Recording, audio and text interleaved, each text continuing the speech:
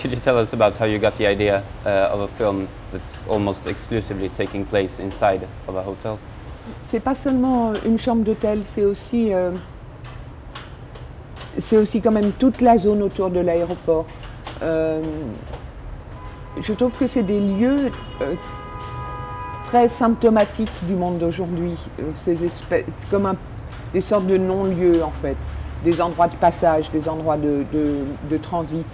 Je trouvais ça intéressant d'aller regarder la vie des gens, les gens qui vivent et qui travaillent là et qui sont installés dans des lieux de passage en fait, dans des lieux de transit. Et ensuite j'aimais bien l'idée que le monde entier entre dans leur chambre, en particulier dans la chambre de Gary, le personnage américain du film qui est comme ça en transit, normalement pendant quelques heures dans une chambre d'hôtel d'aéroport, et que le monde entier rentre dans sa chambre via toutes les technologies modernes, téléphone portable, Internet, Skype, sa propre imagination, où il s'imagine par moment dans un autre endroit, etc. The film is in a high degree relying on the two performances by Josh Charles and Anna Demoustier. How was the casting process done, and why did you choose these two actors? Pour le rôle d'Audrey, la jeune française qui est étudiante, mais qui travaille surtout qui était étudiante puis qui maintenant travaille dans un hôtel comme femme de ménage.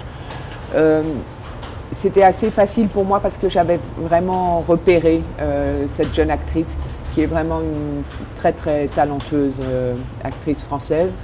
Et je trouvais qu'elle était idéale pour le personnage parce que elle est vraiment pour moi, enfin à l'époque elle était vraiment à la frontière entre l'adolescence et la jeunesse. Et par ailleurs elle a, je sais pas, elle a une puissance d'imaginaire, d'évocation. Et puis elle ressemble beaucoup à un moineau, ce qui aide pour ce film-là. Pour ce qui concerne le personnage de Gary, joué par Josh Charles, évidemment pour moi c'était plus compliqué parce que je connais quand même moins bien les acteurs américains que les acteurs français. Mais j'avais repéré Josh dans une série que j'aime beaucoup qui s'appelle In Treatment, dans la saison 1, où je l'avais trouvé exceptionnel. Et j'ai pensé, on a travaillé avec la directrice de casting américaine, j'ai pensé à pas mal d'autres acteurs, et puis je ne sais pas pourquoi, quelque chose de Josh Charles insistait. J'étais tout le temps il revenait tout le temps dans ma tête, donc j'ai décidé de le rencontrer en me disant peut-être le scénario ne va pas du tout l'intéresser, peut-être. Et puis si, ça lui a beaucoup plu, et c'est comme si j'avais reconnu quelque chose du personnage en lui et qu'il y a eu une chose de reconnaissance réciproque, et je le trouve très très bien dans le film. The film begins with a prologue of sorts in which we see people riding the Arriere train to or from the airport, and they seem very lonely. Each one is occupied with their own things, listening to music and such. Do you think we experience a particular sort of solitude these days? Je crois que la chose qui m'intéressait le plus, c'était de voir à quel point les frontières entre l'espace privé et l'espace public a complètement volé en éclats récemment. C'est une des choses les plus troublantes ou intéressantes d'aujourd'hui, je trouve. C'est-à-dire comment dans un espace privé comme chez soi, une chambre d'hôtel ou n'importe où, l'espace public n'arrête pas de nous envahir par les technologies modernes, et comment par contre dans l'espace public, dans un métro ou un RER ou n'importe où, les gens n'arrêtent pas d'essayer de reconstituer une bulle privée avec des écouteurs sur les oreilles, et chaque individu, c'est très notable je trouve dès qu'on est dans une foule, et particulièrement dans les transports en commun, tout le monde, au lieu de considérer qu'il est ensemble dans un espace public et qu'il essaye de vivre un peu ensemble dans cet espace, tout le monde se remet essaye au contraire de reconstituer une bulle privée, quoi.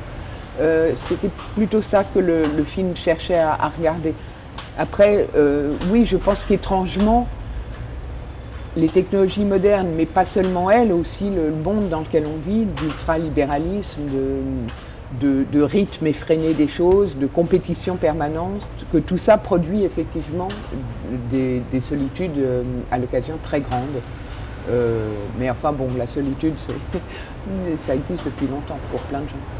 You've written scripts, many scripts as well for filmmakers like Louis Kocheki, Orno Desplechin and Jean-Pierre Limousin. What is your experience in working in this French, perhaps a bit masculine film culture? Il y a beaucoup de femmes dans le cinéma en France, beaucoup plus que dans d'autres pays et beaucoup plus que dans le milieu politique par exemple, qui est un milieu très arriéré en France. Mais le milieu du cinéma, ça va. C'est des questions que je me pose pas tellement. Quand on est en écriture, quand on écrit un scénario, ce qui est pour moi la noblesse vraiment de ce travail-là, c'est d'être tout le temps à la recherche de se mettre à la place de l'autre, d'écrire des personnages qui ne sont pas nous.